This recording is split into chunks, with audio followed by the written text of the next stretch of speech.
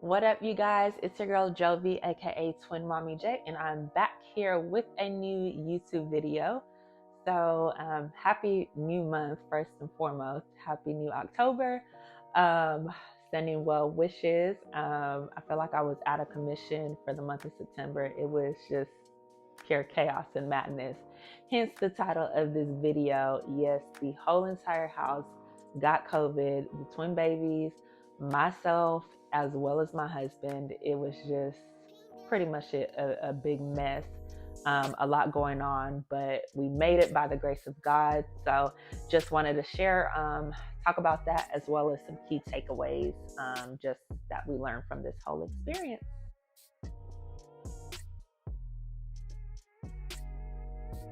All right, let's go ahead and get started, jumping right into things.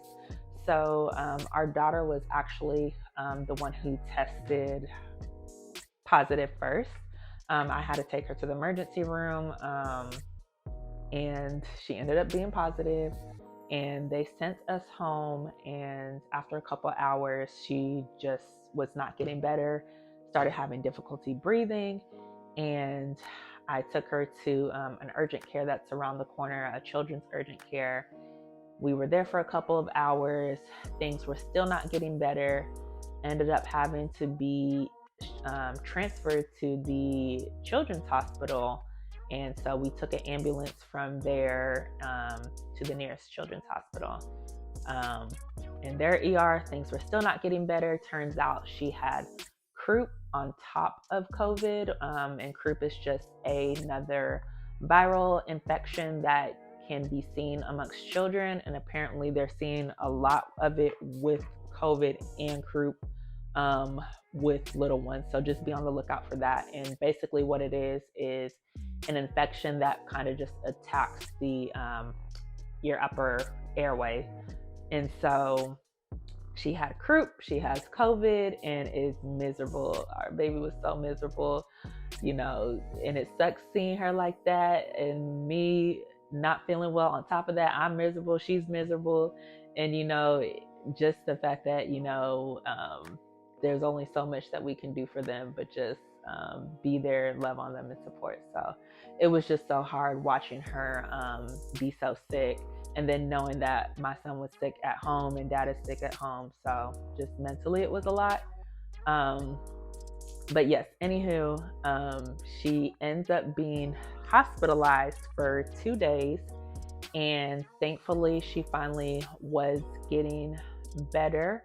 Her cough went away. With croup, you can have, it's like a barky or seal like cough.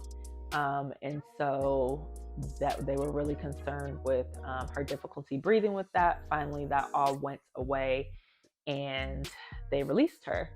So after her being released, shortly after, I get a phone call. I'll never forget. I just get emotional just thinking about it. A terrifying call from my husband saying that our son, Benji, just had a seizure and that he is now being rushed to the hospital, the same hospital that we're at, actually. And so, he has no history of seizures. And it was just, imagine, getting that information. One baby's already in the hospital, and then you have another one being sent. And so I just, broke at that moment and just crying out to God, like, Lord, I don't know why all this is happening right now. Listen, you got to take the wheel and get us through. So by the grace of God, he did. And, they did not have to hospitalize Benji. And so after close monitoring, he was able to be discharged. And, we all went home and, were recovering. And it took some time for their little bodies to bounce back, but we finally made it. So very grateful for that. Everyone is doing better. Myself, my husband, and the babies. As far as key takeaways and things that we just learned from that experience, I would say it's very important that you have a thermometer in the house, a working thermometer. You want to make sure that you are monitoring your child's temperature pretty frequently. And I like the little forehead one, the one you run across their forehead. But again, make sure you are checking temperature frequently, and then also that you're writing it down, because the doctors are going to be asking you how high is the fever and how long has it lasted and things like that. So you want to be able to provide that information so they can create the best treatment plans for them. And it's more than just saying, oh, my baby is hot, or they are feeling warm and I know they have a fever, but you're not checking it. So you just want to have actual information to provide them. Make sure fever control with that COVID, especially in these children, very, very important. We tried our best, alternating between Tylenol and ibuprofen, because Tylenol and ibuprofen. But obviously, make sure you're consulting with your healthcare provider to see what works best for your child. We did like loose clothing at all times, cool washcloths, things to just really try to help keep that fever in line. Next up, I will say if you have a nearby children's hospital by you, to just go straight there.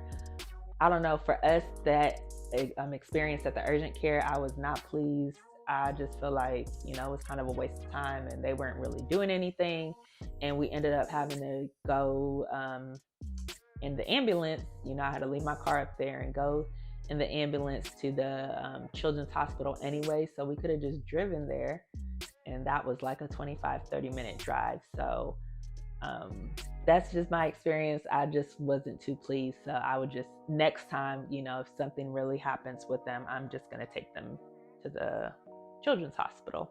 Next up, I will say is if you're able to quarantine by yourself, do just that. It was really hard. Like my husband, the babies did not want to leave him alone, even though he wasn't feeling well. And so, they're pulling and tugging on him and all of that.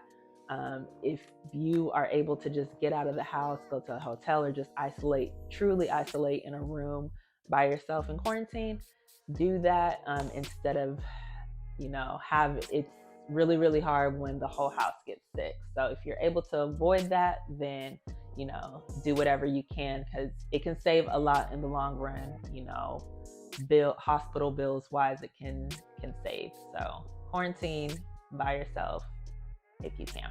Seizure tips. So I'm a registered nurse and my husband, he works in healthcare, but on the non-clinical side.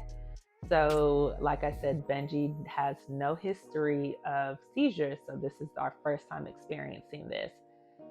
When your child has a seizure, it's very important that you lower them down to the ground and turn them on their side. You want to make sure that you're not putting any objects in their mouth.